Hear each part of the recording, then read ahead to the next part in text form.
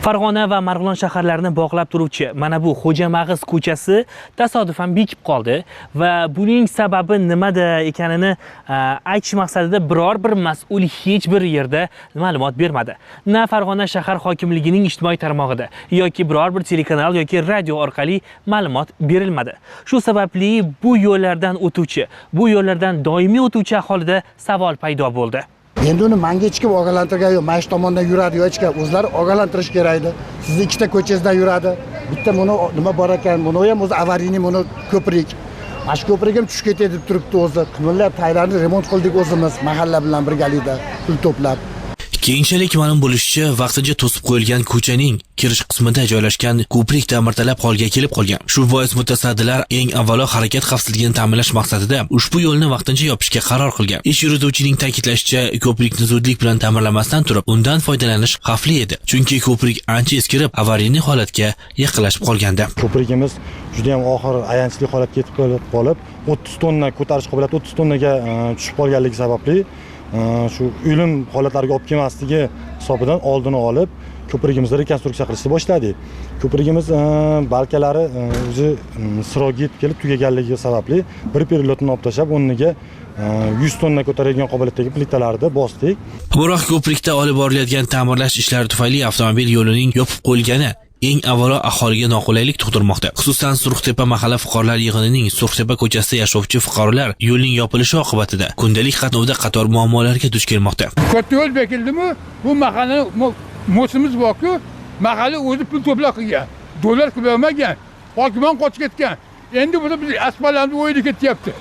Nima qilishimiz kerak endi? Kim bizni tushunadi? Aytyapsizlarmi bevosita mas'ullarga bu yerdan o'tishmasin? Yo'q, mas'ul qochib ketdi o'zi. Mashinasida kelib. Kimligini aytmay o'zi anga bo'lsa tushunadi o'zi. Mahalla raisining xabari bormi? Hammasini xabari bor. Nima deyishyapti? Nima deb javob berishyapti? Hech kim to'xtamayapti. Mana yolg'on gap sizga oling. Asfalt mahallani Ertaga asfalt ko'chib ketsa bittasi kelmaydi. 22-yil mahalla shuni amat Ahmad 56 million pul to'pladi mahalla qonun qo'shinining o'zi. Bittasi kelib ma'lumadi. Bitgandan keyin biz qildik deyapti. Nima qilaylik endi? Men qo'rqmayman haqiqatda. Demak, avtomobillar yurishi bevosita aholiga zarar yetkazyapti. Mana vaqti bu katta yo'lga moslashmagan-ku. Mana yo'lga kamiga oling. Bitta mashinasi qilgan yo'l. Surxtepa ko'chasi juda tor bo'lib, bir vaqtning o'zida ikkita avtomobil bemalol harakatlana olmaydi. Bir avtomobil o'tayotgan paytda qarshi tomondan kelayotgan transport vositasi biroz narida to'xtab, navbat kutishga majbur bo'ladi. Bu esa nafaqat haydovchilarga noqulaylik tug'dirmoqda, balki mahallada yashovchi aholini, ayniqsa yosh farzandlari bor onalarni ham jiddiy xavotirga solmoqda. Ular transport oqimini orttirish oqibatida bolalar ishtirokida qandaydir ko'ngilsiz hodisa yuz berib qolishidan tashvishlanmoqda. Davralarimiz ko'chaga chiqmaydi. Eshikni qulflab o'tiribmiz. Nimaga desiz, mashina ko'p, mana ko'ryapsiz ahvolni, mana. Ko'ryapsizlar, mana shu ahvol. Har kuni qanday shunaqa? Kunda shunaqa. Hali soat 5 da keling. Bunaqa bo'lib ketadi. Odam o'tolmaysiz. Malitdan meka o'tolmaysiz. Mana turib qator. Agar jitda guruhga qilmasa bolalarimiz meka chiqib guruhga qilishyapti. Agar ular guruhga qilmasinda urush, janjal, bir-birini urib pachalab yuborish chopillar. Aytayapman, katta deyishmayapti. Hozir kichik demasdan behurmat qilishadi yana. Rahmat deyishdi o'rniga so'kinib o'tib ketishyapti. Mana gulxonalarimiz bor, yo'llarimiz bor, pachaga chiqib ketdi. Asfaltni o'zimiz qilganmiz, mana bag'asi. Ko'prikni ham o'zimiz qilganmiz. Ko'chani asfaltlari ham ta'mirsizlanyapti. Ta'mir talab bo'lib ketdi. Chunki biz hamma o'zini eshigini tayyor mana semon qilib nima qilib pacha qilib ketdi. Ine keyin hech bolalar o'zi remont qilishgan. Ko'prikni ham mahalla o'zi pul yig'ib qilganda, ko'prikni masalan remontini pacha qilib ketgan. Hozir endi u pasi o'pirilishni boshladi. Mahalliy aholining aytishicha, birinchi ko'chadan ikkinchi ko'chaga o'tish uchun o'z mablag'lari hisobidan qurilgan ushbu ko'prik ham hozirda transport oqimini keskin oshishi tufayli shikastlana boshlagan. Fuqarolarni eng avvalo o'ylantirayotgan masala esa shuki, ertaga bu ko'prik ham yaroqsiz holga kelib qolsa, uni qaysi mas'ul tashkilot ta'mirlab beradi? Mayaq cho'kib ketgan edi. Bag'im to'g'riladi, endi o'g'lim nima qilsalar, nay tomonda beton ham o'zi cho'kyapti. Katta mashina, temir yuklagan mashina o'tyapti. O'shaning uchun mana temirni qo'yganmiz tepasiga, katta mashina o'tmasin deb. Endi bu hozir ana ishlamasaz ham tursiz ashta yengil mashina o'tsa ham ko'prik likkilar yonib qoldi hozir.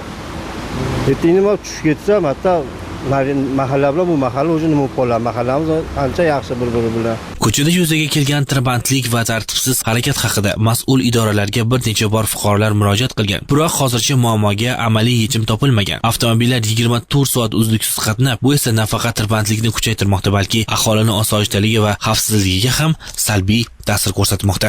Mana Ozonda 3 dan mana shu движение mana shu Kirgili, Farg'ona, Marg'ilon yo'nalishi ham mana shu yerdan aka. Buni kim qilib beradi? Mana yalab olib ketyapti. Bu ko'chalarda bir 300 metr ag'iga 1 kilometr bag'iga yuringda asfaltlar o'yilib ketib bo'ldi aka. Apasni aka, menda mahallani bolalari san to'xtab tur bilan bo'lyapti. Bo'lmasa albatta kipish bo'lib ketadi batta. Qarib 2 oydan buyon transport vositalari mazkur ko'chalar orqali harakatlanmoqda. Natijada yillar davomida ta'mir ko'rmagan ko'chalarning holati yanada og'irlashib, qoplamasi sezilarli darajada yemirilgan. Mahalliy aholi ta'kidlashicha, qariyb 50 yil avval asfalt yotqizilgan ushbu ko'chalar bugungi kunda og'ir transport oqimi ta'sirida deyarli yaroqsiz holga kelib qolgan. Ta'mirsizlanib hozir Hayrat ko'chasi bilan menda Suvtepa ko'chasi tamom bo'lib bo'ldi. Ularni remont qilib berishiga majburlayman baribir, xudo xolasa. Men remont qildirtiraman shu ko'prikchilarga. Mas'ullarga bevosita chiqyapsizmi? Chiqqanim yo'q hali. Men endi hokim kelib qolsa o'zi ko'ryaptilar, endi kelib qolsa kerak, o'shanda aytamiz, gaplashamiz hokimimiz bilan, xudo xolasa yordam berishadi. Demak, ko'chalar ta'mirlangani rost. Ta'mirlangan rost. Mana o'zingiz ham ko'zdan ko'rib turibsiz. Mana hozir qoramiz chiqib ketdi, asfalt chiqib ketdi ko'chalarimiz hozir. Aholining yagona istagi ichki ko'chalar orqali transport vositalari harakati chek qo'yilib, mahallada yanada osoyishtalik tiklanishidir. Ular tor ko'chalarda piyodalar erkin harakatlanishini, bolalar esa xavotirsiz ko'chada o'ynab kulishini xohlashmoqda. Endilikda eng muhim savol shuki, Marg'ilon va Farg'ona shaharni bog'lovchi mazkur ko'prik qachon to'liq ta'mirlanib, transport harakati o'zining avvalgi yo'nalishiga qaytariladi. Ko'prigimiz o'zi ertaga yakunlanadi ishlarimiz. Ertaga yakunlansa, kurigimizni ertadan boshlasak, uzoq bir haftaga qolmasdan xudo xolasa ko'prigimizni ochamiz. Ko'p ochiladi, lekin yo'l uzluksiz ochilib, avtomobillar qayda yurishi mumkinmi yo'llar? Albatta yurish mumkin. Shu asfaltni bossak bo'ldi. Kurikni qilamiz, asfaltni bosamiz bo'ldi, ochiladi. Asfaltimiz bir kunlik shunaqa uzoqqa bormaydi.